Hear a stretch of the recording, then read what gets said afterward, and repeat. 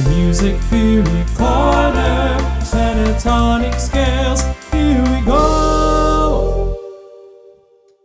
Shalom and welcome to Joshua Pearsall's Music Theory Corner. Today, we'll be talking about the pentatonic scale. A pentatonic scale is simply a 5-note scale. It can be any series of 5 different notes. But today we'll be focusing on the main two, the major and minor pentatonic scale. The major pentatonic scale is most known because of a little song called Amazing Grace. I don't know if you've ever heard of it, it's kind of obscure. In a major key, it consists of the notes 1, 2, 3, 5, and 6.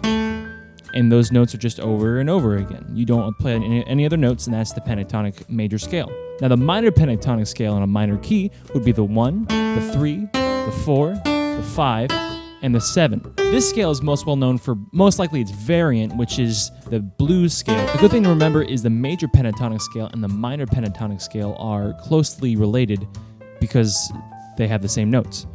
It just depends on what position you're using. In the key of C, for example, the major pentatonic scale would be C, D, E, G, and A.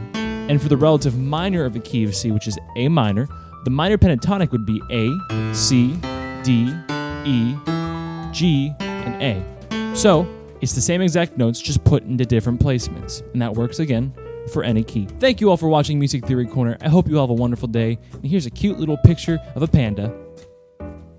Or is it over here? Yeah, let's do 2 pictures.